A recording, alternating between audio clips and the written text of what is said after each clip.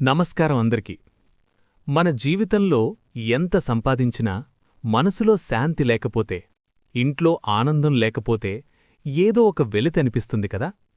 అలాంటి సమయాల్లో మనం ఒక్కటే కోరుకుంటాం, లక్ష్మీదేవి కటాక్షం మామీద ఉండాలి అని. ఈరోజు నేను మీతో పంచుకోబోయేది మన ఇంట్లోనే సులభంగా చేయగలిగే కొన్ని చిట్కాలు. ఇవి మనకు ఆరోగ్యం, ఐశ్వర్యం, సంతోషం తీసుకురావడంలో సహాయపడతాయి. మొదటి చిట్కా, ఇల్లు శుభ్రత. మన ఇల్లు ఎలా ఉంటే మన మనసు కూడా అలానే ఉంటుంది. అల్లకల్లోలం ఉన్న ఇల్లు మనసుకు కూడా అలజడి తెస్తుంది. ప్రతిరోజూ కొద్దిగా అయినా శుభ్రం చేసుకుంటే మన ఇంట్లో ఒక ప్రశాంతత, ఒక మంచి శక్తి నిండుతుంది. అక్కడే లక్ష్మీదేవి నివసిస్తుందని మన పెద్దలు చెప్తారు. రెండవ చిట్కా, దీపం వెలిగించడం. ఉదయం సాయంత్రం ఒక చిన్న దీపం వెలిగించండి. ఆ చిన్న వెలుగు మన జీవితంలో పెద్ద మార్పు తీసుకురాగలదు. దీపం వెలిగించే ఆ క్షణం మన మనసు ప్రశాంతంగా మారుతుంది. భయాలు, ఆందోళనలు కొంచెం కొంచెంగా తగ్గిపోతాయి. మూడవ చిట్కా, తులసి మొక్క. ఇంట్లో తులసి మొక్క ఉంటే అది కేవలం మొక్క కాదు, ఒక పవిత్ర శక్తి.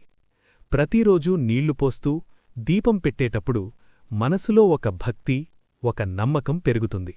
అది మన జీవితానికి దారి చూపిస్తుంది. నాల్గవ చిట్కా, కర్పూరం వెలిగించడం. సాయంత్రం సమయంలో కర్పూరం వెలిగించండి. ఆ సువాసనతో పాటు ఇంట్లో ఉన్న నెగటివ్ ఎనర్జీ కూడా తొలగిపోతుంది. అది ఒక చిన్న పని, కాని మనసుకు చాలా శాంతినిస్తుంది. ఐదవ చిట్కా, ఉప్పునీటితో శుభ్రం. వారంలో 2 లేదా 3 సార్లు ఉప్పునీటితో ఇల్లు తొడవండి. ఇది మనం చూడలేని నెగిటివ్ శక్తులను కూడా తగ్గిస్తుందని నమ్మకం. తర్వాత ఇంట్లో ఒక తేలికైన, హాయిగా అనిపించే వాతావరణం ఏర్పడుతుంది. ఆరవ చిట్కా, శుక్రవారం పూజ. ప్రతి శుక్రవారం కొంచెం సమయం కేటాయించి లక్ష్మీదేవిని పూజించండి.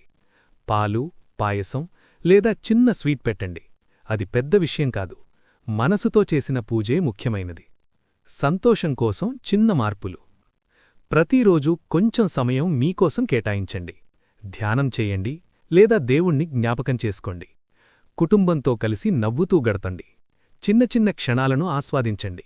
ఎందుకంటే నిజమైన ఆనందం అక్కడే ఉంటుంది. మన జీవితంలో పెద్ద మార్పులు రావాలంటే పెద్ద పెద్ద పనులు చేయాల్సిన అవసరం లేదు. ఈ చిన్న చిన్న అలవాట్లు మన ఇంటిని, మన మనసును పూర్తిగా మార్చగలవు. లక్ష్మీదేవి కటాక్షం మీపై ఎల్లప్పుడూ ఉండాలని మనస్ఫూర్తిగా కోరుకుంటున్నాను.